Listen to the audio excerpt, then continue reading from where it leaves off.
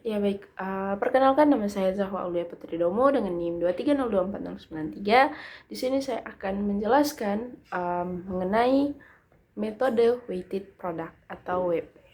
Nah, metode weighted product atau WP adalah salah satu metode dalam sistem pendukung keputusan atau SPK yang digunakan untuk memilih alternatif terbaik berdasarkan beberapa kriteria.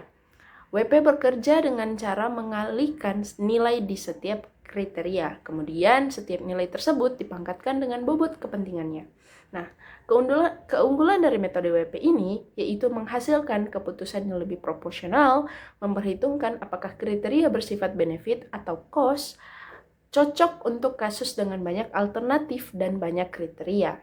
Intinya, metode WP menilai alternatif berdasarkan perkalian nilai kriteria yang sudah diberi bobot lalu membandingkan hasilnya.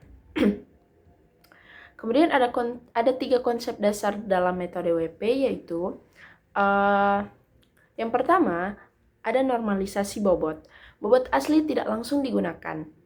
Bobot harus dinormalisasikan agar total menjadi 1 dengan rumus WJ sama dengan WJ dibagi sigma WJ. Nah, catatannya yaitu kriteria benefit adalah bobot positif, sementara kriteria cost yaitu bobot negatif, dikarenakan semakin kecil semakin baik. Kemudian ada yang kedua yaitu perhitungan nilai S, yaitu preferensi dasar. Untuk setiap alternatif kita menghitung seperti rumus yang tertera di slide.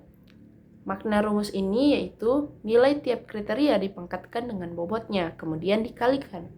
Nah, bobot tinggi adalah kriteria makin berpengaruh. Bobot negatif artinya nilai kriteria akan dibalik karena cost.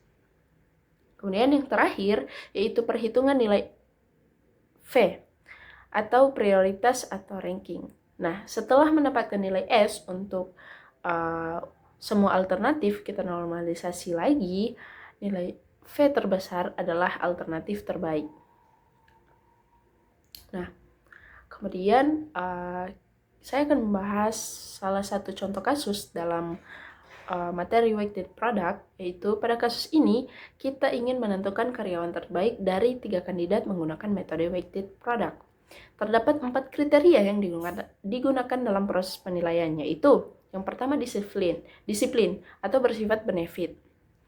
Yang kedua kecepatan kerja bersifat benefit. Yang ketiga ketelitian bersifat benefit. Dan yang keempat keterlambatan atau bersifat cost. Nah, kriteria pertama hingga ketiga merupakan benefit, artinya semakin tinggi nilainya semakin baik. Namun, keterlambatan termasuk cost, sehingga semakin kecil nilainya semakin baik. Bobot setiap kriteria juga menunjukkan tingkat kepentingannya. Disiplin dengan bobot 5, kecepatan kerja dengan bobot 4, ketelitian dengan bobot 3, dan keterlambatan dengan bobot 2. Total bobot adalah 14, dan bobot ini nanti akan dinormalisasi. Langkah pertama yaitu normalisasi bobot. Dalam metode WP, bobot harus dinormalisasi agar totalnya menjadi 1. Maka setiap bobot dibagi dengan total. Disiplin adalah 5 bagi 14, yang hasilnya 0,357. Kemudian kecepatan kerja adalah 4 dibagi 14, yang hasilnya 0,286. Ketelitian adalah 3 dibanding 14, sama dengan 0,2114.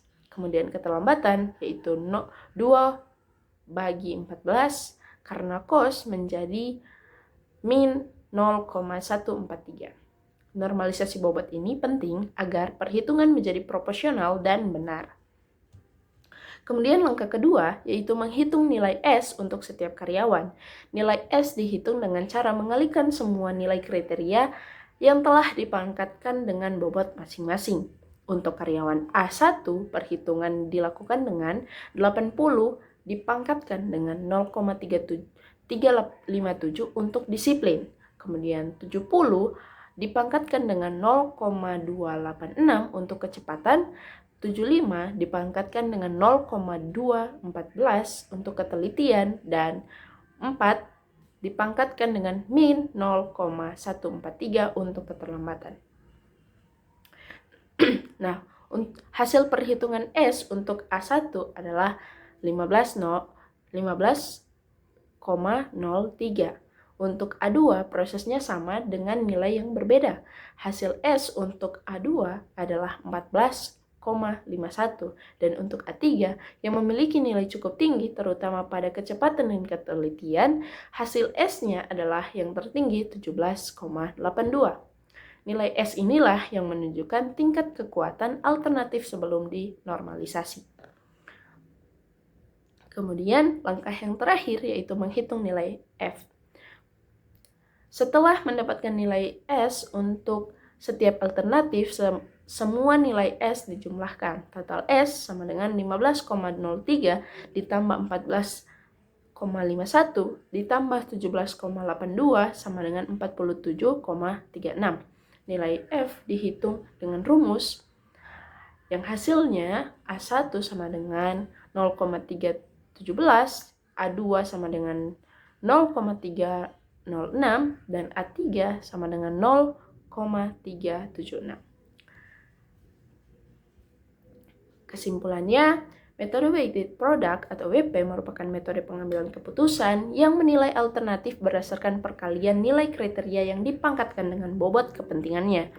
WP mempertimbangkan baik kriteria benefit maupun cost, sehingga menghasilkan penilaian yang lebih objektif dan proporsional.